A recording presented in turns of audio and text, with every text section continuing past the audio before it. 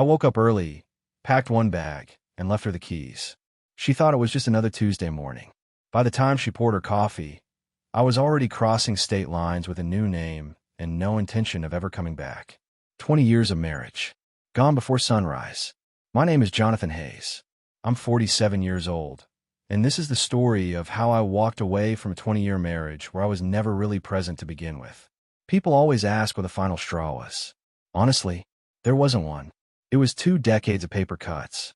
Rachel introducing me at parties as just a financial analyst with that dismissive little laugh. Her business partner Brad showing up at our house 3 nights a week for strategy sessions that always involved wine and her locking the office door.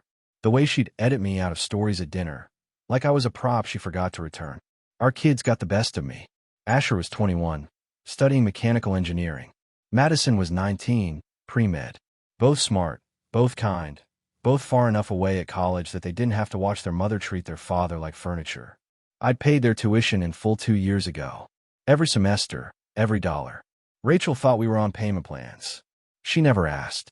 The planning took me 16 months. Started with insomnia and internet searches at 3 in the morning. Found forums where men talked about starting over. I learned how to move money in small increments, how to establish a new identity, how to disappear without leaving breadcrumbs. Every withdrawal was masked by Rachel's shopping habits. Every document was filed in places she'd never think to look. 3 months ago, I paid off the house. Transferred the deed entirely into her name. Cost me $200,000 from accounts she didn't know existed. She complained that same week that I never did anything significant. I woke up at 4:30 that Tuesday morning. Rachel was asleep, facing away from me like she had been for years. I'd packed one duffel bag the night before, hidden in the garage behind the Christmas decorations she made me haul down every November.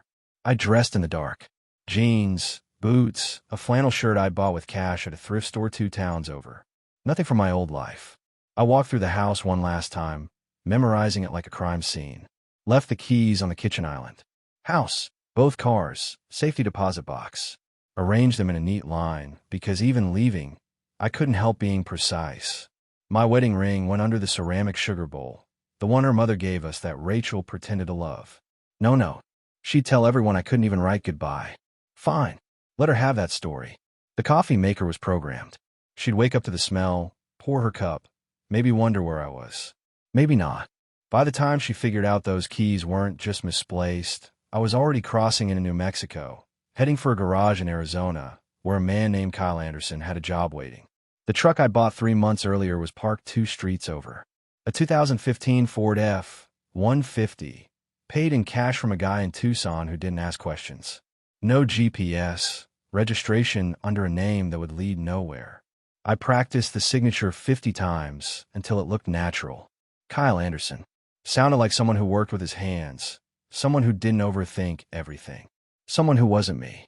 I drove for 6 hours straight, stopping only for gas paid with prepaid cards I'd been loading for months. Every card bought at different stores, different times. Left my old phone in a rest stop bathroom trash can, watched it disappear under paper towels, and didn't feel a thing. The Arizona border felt like a finish line. I pulled over at a scenic overlook, stood there in the wind, and just breathed. Deep, full breaths that didn't have Rachel's voice cutting through them. No, Jonathan. Did you remember to? No, Jonathan, why can't you? Just wind and silence and freedom. Jake had connected me with a guy named Hank who ran a small motorcycle repair shop outside Tucson. Place was struggling, needed someone who could handle the business side. I'd sent Hank my Kyle Anderson, resumed 2 months ago. Former accountant, burned out, looking for a fresh start working with his hands. He called back within a week. You know bikes? Hank had asked. I'm a fast learner, I told him. Good enough. Pay's not great, but it's honest work. Honest work. I'd smiled at that. Hadn't done anything dishonest in 20 years, and look where it got me. The shop was exactly what I needed. Small, dusty, filled with the smell of oil and metal. Hank was 65, gray-bearded, built like he'd been wrestling engines his whole life. He looked at me when I walked in that first afternoon and nodded once. Kyle Anderson? He asked. That's me, I said. The lie came out smooth as truth. You look like a man running from something. I met his eyes. Or running towards something. He grunted, handed me a wrench. Either way, these carburetors need cleaning. Let's see what you got. I'd never cleaned a carburetor in my life, but I'd rebuilt complex financial models, and mechanisms were mechanisms. I studied it, took it apart piece by piece, laid everything out in order. Hank watched without commenting. 2 hours later, I had it back together. Hank tested it, and the engine purred.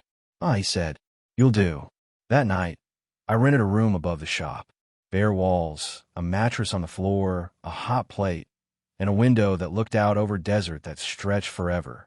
I sat there as the sun went down, eating gas station food, and didn't think about Rachel once. For the first time in 20 years, I felt like I could breathe. Rachel woke up at 8:15. Late for her, but she'd stayed up past midnight scrolling through her phone, probably texting Brad about their next business meeting. She padded down the hallway in her silk robe, the expensive one I'd bought her for Christmas that she'd called adequate. No smell of coffee brewing. Strange. Jonathan always had it ready. "Jonathan," she called out. Nothing. She walked into the kitchen, annoyed already. The coffee maker was full but cold. He must have forgotten to turn it on. Typical. She reached for the cabinet, and that's when she saw them. Keys. All of them. Lined up on the granite island like soldiers at attention. House keys, car keys, the keys to the safety deposit box of the bank. Her hand trembled slightly as she picked up the car key fob. Both cars. He'd left keys to both cars. She opened the garage. Her Mercedes sat there gleaming. Jonathan's Lexus sat beside it. Both cars. No Jonathan. "What the hell?" she muttered, walking back inside. She grabbed her phone, dialed his number. Straight to a generic voicemail. Not even his voice anymore, just the automated message. She tried again. Same result. That's when she noticed the sugar bowl. Something underneath it. She lifted the ceramic container, and there it was. His wedding ring. Simple gold band, worn smooth from 20 years of wear. Sitting there like evidence. Rachel's breath caught. This wasn't him running late to work. This was something else. She called his office. His assistant Jennifer answered on the second ring. "Hi, Rachel. What can I do for you?" Jennifer said, her voice professionally pleasant. "Is Jonathan there?" Rachel asked, trying to sound casual. "Oh no. He filed for a leave of absence 3 weeks ago. Said he needed some personal time. I thought you knew." Rachel's grip tightened on the phone. "Right. Yes. I forgot. How long did he say?" He was pretty vague about it. Just said he'd be in touch. "Is everything okay?" "Everything's fine." Rachel lied. "Thanks, Jennifer." She hung up and stared at the keys. 3 weeks ago.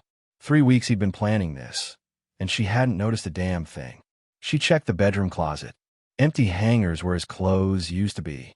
Not all of them, just enough to leave gaps like missing teeth. His laptop was gone. His gym bag. The old leather jacket he'd worn since college. Rachel sat down on the bed, phone in hand, mind racing. She tried his number again. Voicemail. Again. Voicemail.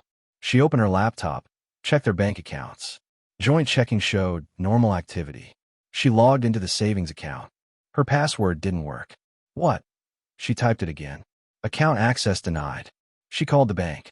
After 20 minutes of holds and transfers, she finally got someone who could help. "Mrs. Hayes, that account was closed 4 months ago," the representative said. "Closed? By whom?" "Your husband. He withdrew the full balance and closed it. You should have received notification." Rachel thought about the stack of mail Jonathan always handled. The bills, the statements, everything she let him deal with because she was too busy. "How much was in it?" she asked, her voice barely steady. "I'm not at liberty to discuss specific amounts, but the account had a substantial balance." She hung up. Her hands were shaking now. This wasn't a breakdown. This was planned. Methodical. The Jonathan she thought she knew couldn't plan a vacation without her approval. This was someone else entirely. She dialed Brad's number. He knew what to do. Brad always knew what to do. Brad showed up within an hour. He walked in like he owned the place, which had always annoyed me when I still lived there. Now it didn't matter. "What happened?" he asked Rachel, his hand on her shoulder in that familiar way that made her lean into him. "He's gone," she said. "Jonathan. He just left." No, nothing." Brad looked at the keys on the counter, picked up the wedding ring. "Did you two have a fight?" "No. That's the thing. Everything was normal. We were fine." "Rachel," Brad said gently, "were you really fine?" She bristled. What's that supposed to mean? I mean, when's the last time you two actually talked? About anything real? She couldn't answer that. Couldn't remember the last real conversation they'd had that wasn't about bills or schedules or her telling him what he'd forgotten to do. Brad pulled out his phone. I know a guy. Private investigator. Good at finding people who don't want to be found. You want me to call him? Rachel nodded. Yes. Call him. Meanwhile, 2,000 miles away, I was learning how to rebuild a motorcycle engine. Hank stood over me, occasionally grunting approval or pointing out when I was about to make a mistake. You got good instincts, Hank said. Most people rush it. You take your time. Do it right. Learn that from spreadsheets, I said. Numbers don't lie if you're patient with them. Machines are the same way. Treat them right. They'll treat you right. Unlike people. I looked up at him. Speaking from experience. Divorced twice. Both times she said I love these bikes more than her. I said, at least the bikes don't lie to me. He chuckled. You running from a divorce? Something like that, I said. He nodded, didn't push. That's what I liked about Hank. He understood that some stories didn't need telling. My new phone buzzed in my pocket. I'd given the number to exactly 3 people. Hank, the landlord, and Jake, who'd helped me set up the fake identity. I pulled it out. Text from a number I didn't recognize. Dad, it's Asher. Madison gave me this number. We need to talk. My chest tightened. I'd known this moment would come. Just didn't expect it this soon. I stepped outside into the Arizona heat and dialed. Asher picked up immediately. Dad, yeah, it's me. What the hell is going on? Mom's freaking out. She called me and Madison, saying you disappeared. I didn't disappear, son. I left. That's the same thing. No, I said firmly. Disappearing is what happens when someone takes you. Leaving is a choice. I chose to leave. Silence on the other end. Then why? Because staying was killing me. Asher. Slowly, quietly, but killing me all the same. So you just run? That's your solution? I'm not running from anything. I'm walking towards something better. There's a difference. Mom thinks you had some kind of breakdown. Of course she does. It's easier than admitting she stopped seeing me years ago. Another silence. Longer this time. Are you coming back? Asher asked, his voice softer now. No, but I'm still your father. That doesn't change. Your tuition's paid through graduation. Madison's too. You're both taken care of. We don't care about the money, Dad. I know, but I do. That's what fathers do. They take care of their kids, even from a distance. I could hear him breathing, processing. Where are you? He finally asked. Somewhere I can breathe. That's all you need to know right now. Madison wants to talk to you. Tell her I'll call her soon. I promise. But right now, I need you both to trust me. Can you do that? Long pause. Yeah, I can do that. Good man. I love you, Asher. Love you too, Dad. I hung up and stood there in the sun, feeling the weight of that conversation settle over me. My kids, the only thing I'd regret leaving behind. But they were adults now. They'd understand eventually. They had to. 3 months in, and I'd found my rhythm.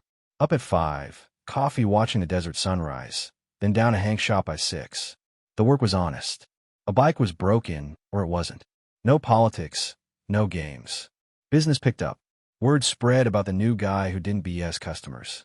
We went from scraping by to a 2-week waiting list. Then Jay called. Your wife hired a detective, he said without preamble. Guy named Thomas Reed.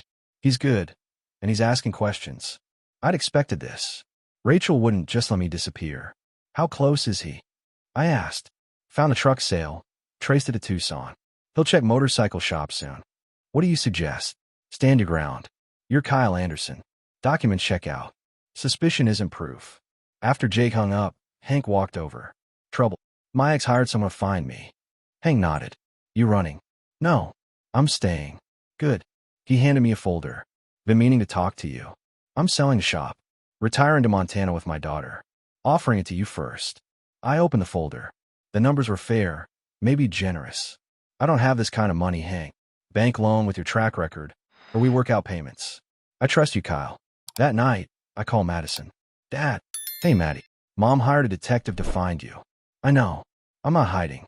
Just living somewhere else. Why like this, though? Because any other way would have been a war. This was cleaner. Silence. Then, I found text messages between Mom and Brad. Going back 2 years. They're not just business partners, are they? My chest tightened. No, sweetheart. They're not. Did you know? I suspected. But even without Brad, I was drowning. Your mother stopped seeing me years ago. I'm sorry, Dad. Don't be sorry for me. Be happy I finally chose myself. That's what I want for you too. Never let anyone make you invisible. I love you, Dad. Love you too, Maddie. The detective found me on Tuesday. I was replacing a clutch when a man in khakis walked in. Former cop, probably. Looking for Kyle Anderson, he said. That's me. He pulled out my wedding photo. This you? I glanced at it. No, don't know him. You sure? You look like Jonathan Hayes. Disappeared 3 months ago. I'm Kyle Anderson. Don't know any Jonathan Hayes. He smiled professionally. Here's the thing. I don't care why you left. I'm just confirming you're alive. That's it. Then report back that Kyle Anderson is alive and well. I could push this. Get the law involved.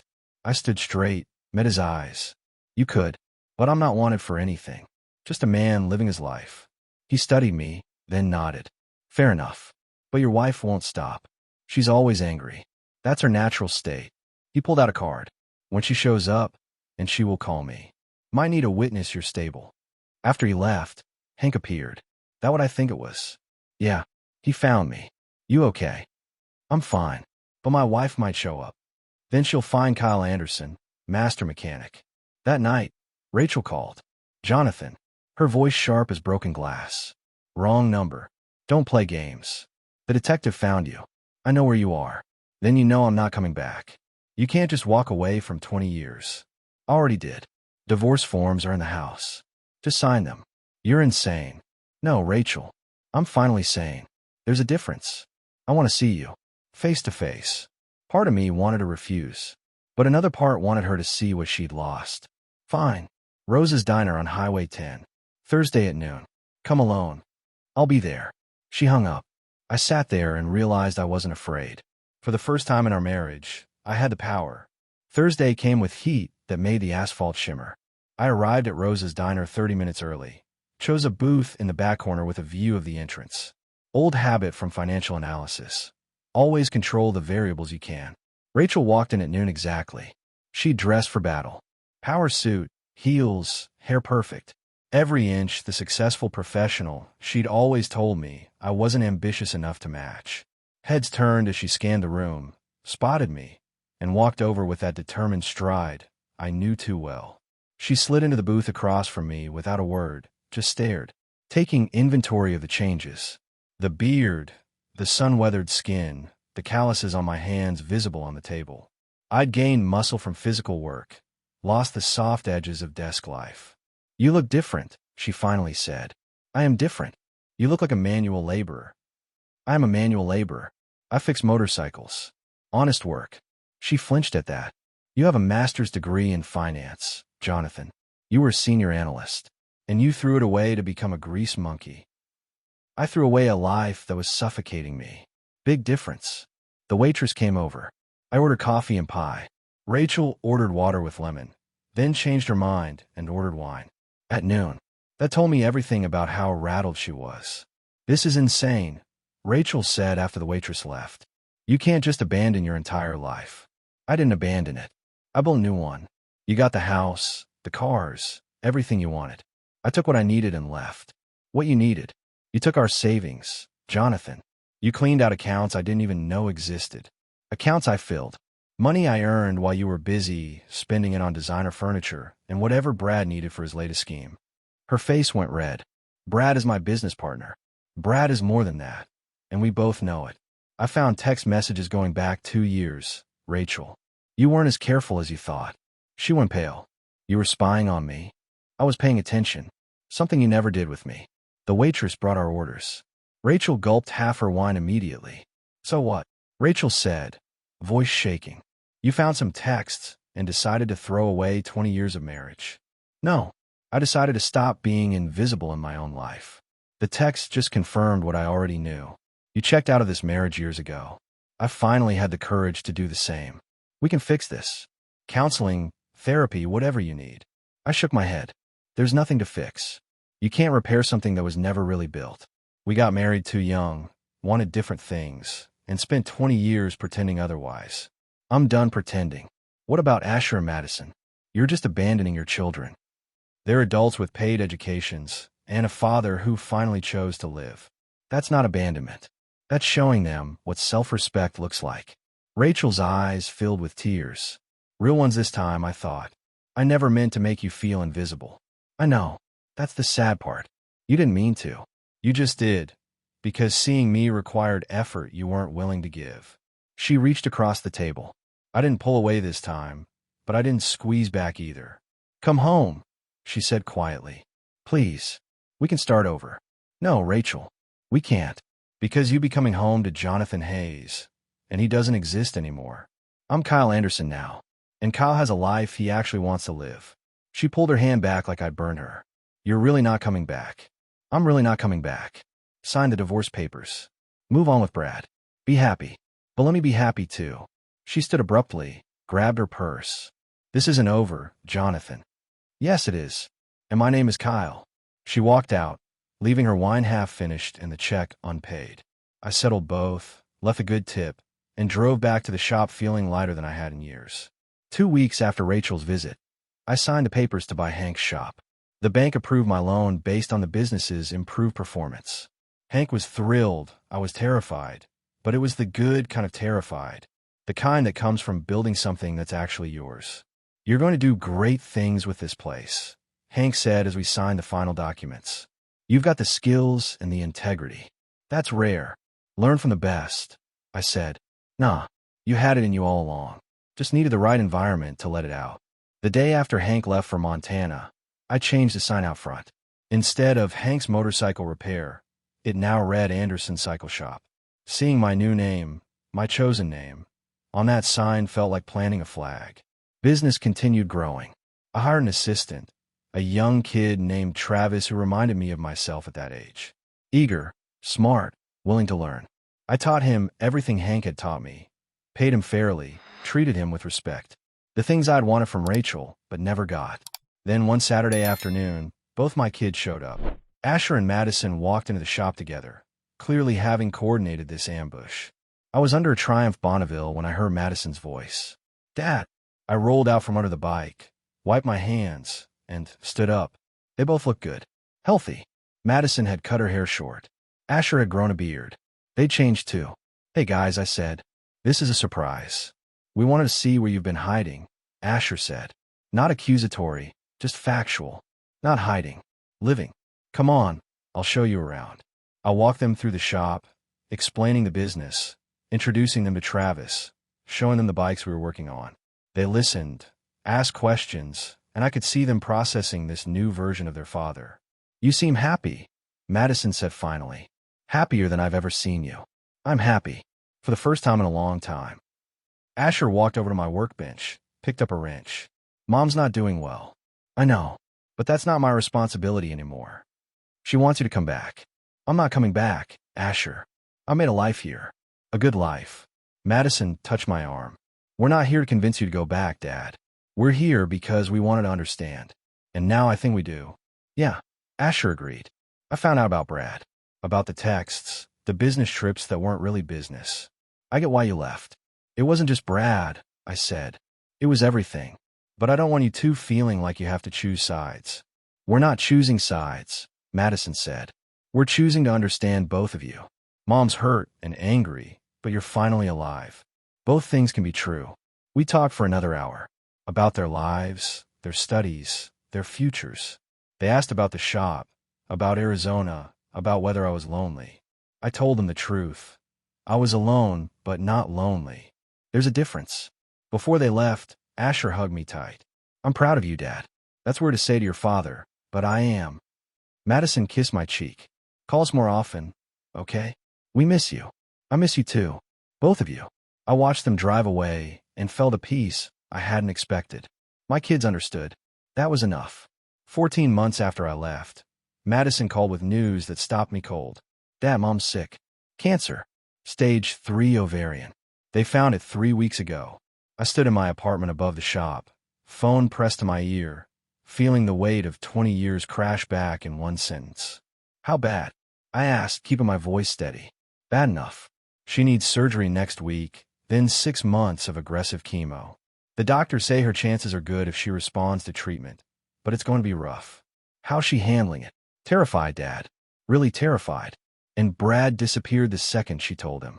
Literally 20 minutes after she broke the news, he sent her a text saying he needed space. Space. After 2 years of whatever they were doing. That hit different.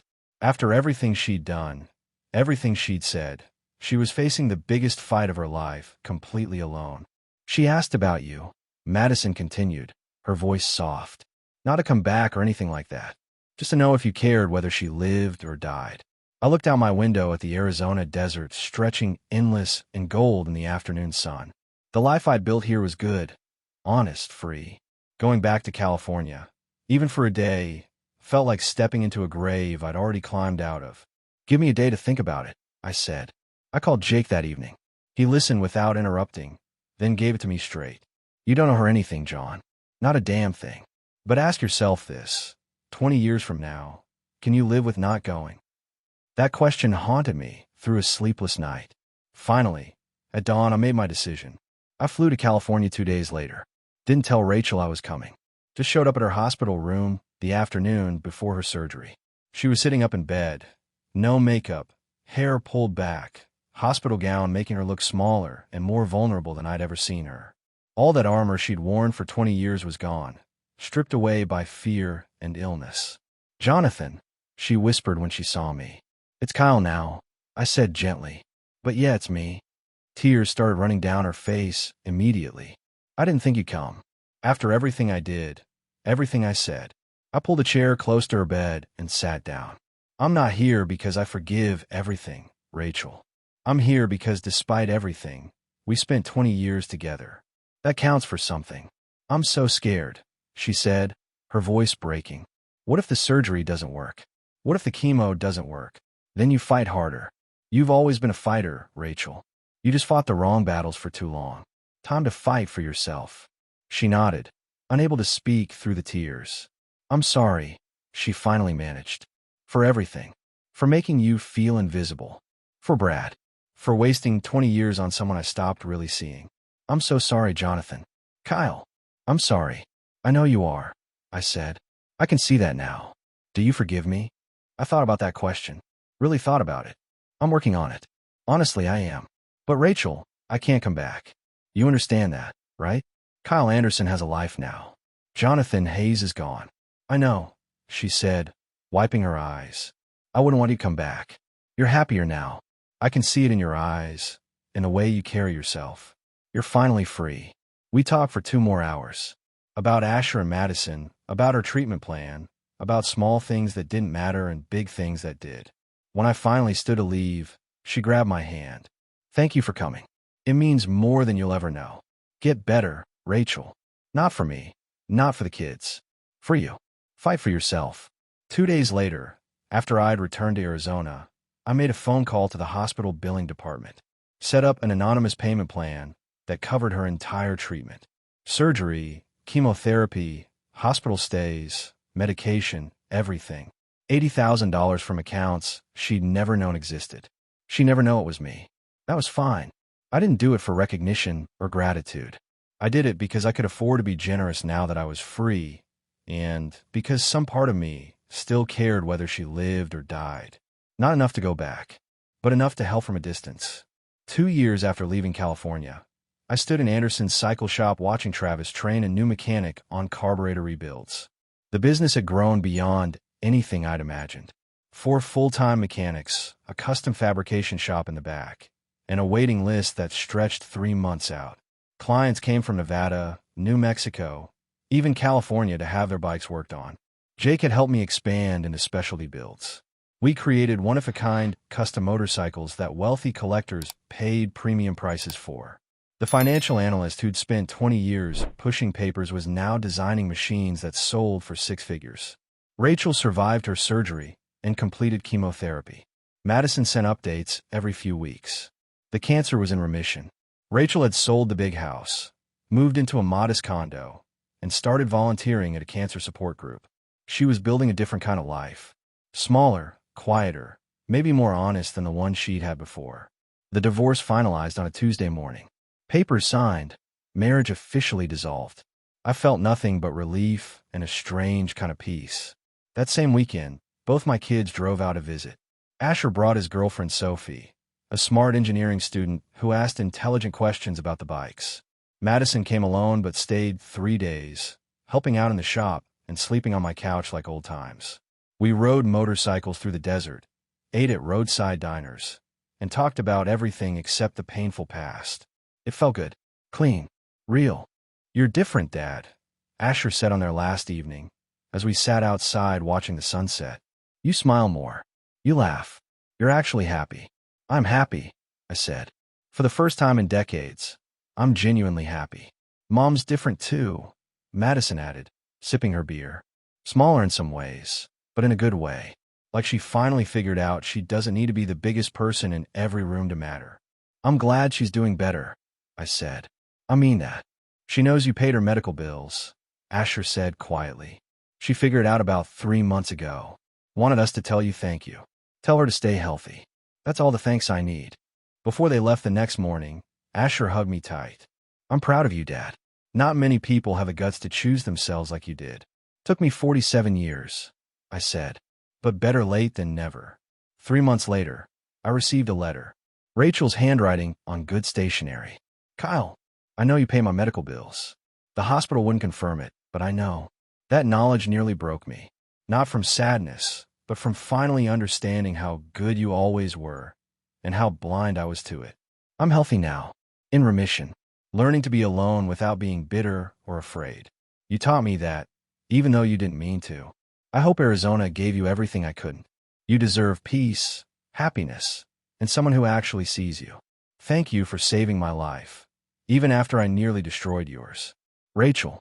I read it once, folded it carefully, and put it in a drawer I'd probably never open again.